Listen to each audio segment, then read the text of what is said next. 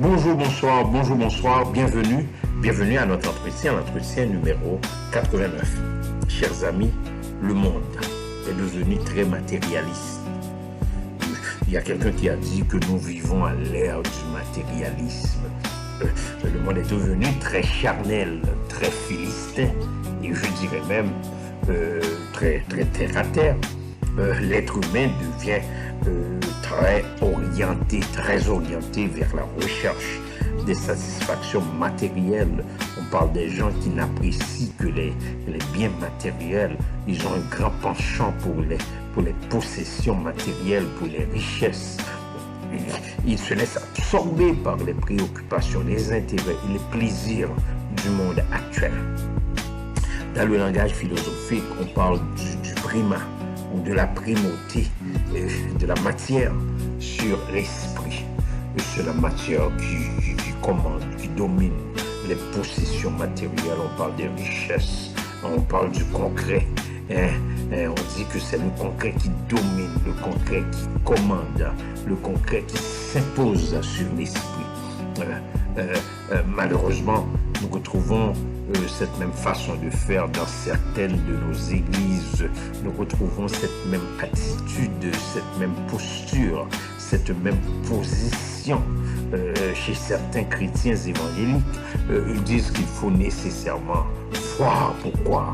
Ils priorisent la raison sur la foi. Vous savez, la foi et la raison, c'est un débat philosophique qui a été amorcé par Aristote, ce philosophe grec du IIIe siècle avant Jésus-Christ, et qui a été contredit vigoureusement pour la première fois, bien sûr, par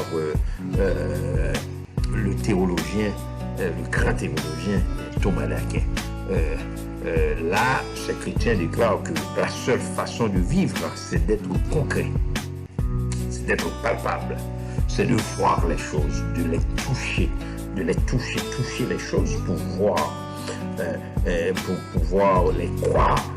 Et il développe ainsi un phénomène que j'appelle le syndrome de Thomas.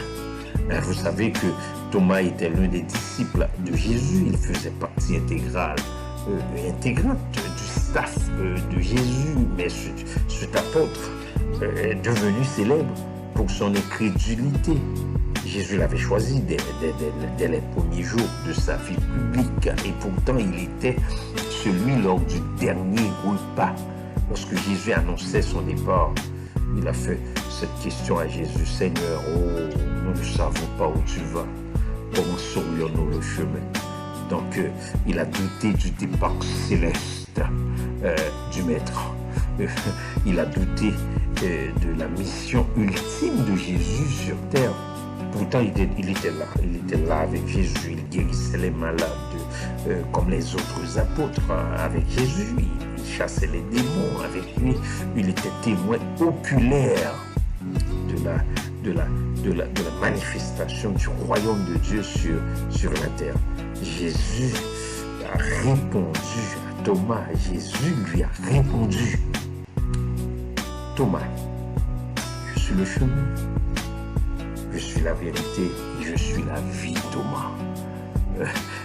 Et encore, ce même Thomas a douté de la résurrection de Jésus.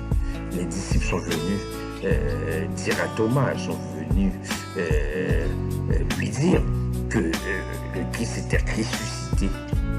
Ils lui ont dit: écoutez, Thomas, nous avons vu le Seigneur. Nous lui avons parlé, Thomas. Thomas leur a répondu: si je ne vois pas dans les mains la marque des clous, si je ne mets pas ma main dans son côté, non, je ne croirai pas.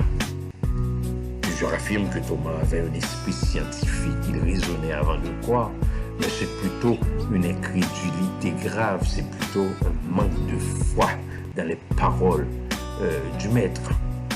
Blaise Pascal, l'un des plus brillants théologiens, il était mathématicien aussi, brillant mathématicien et théologien, il a dit que le cœur a ses raisons que la raison ignore. Il a dit que c'est le cœur qui sent avant la raison, le cœur qui sent que Dieu existe. Hein? Et ce n'est pas la raison.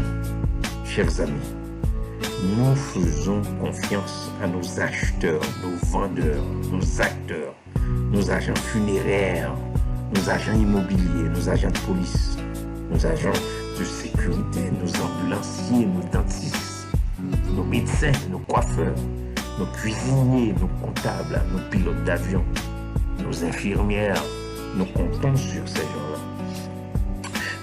Mais nous doutons de notre Dieu. Nous doutons de la source de notre vie. Nous doutons de l'essentiel. Nous doutons de ce qui est invisible pour les yeux. Et en la foi, croyons en notre Dieu, car c'est l'essentiel. Vous savez que l'essentiel est invisible pour les yeux.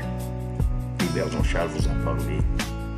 Au revoir et à bientôt.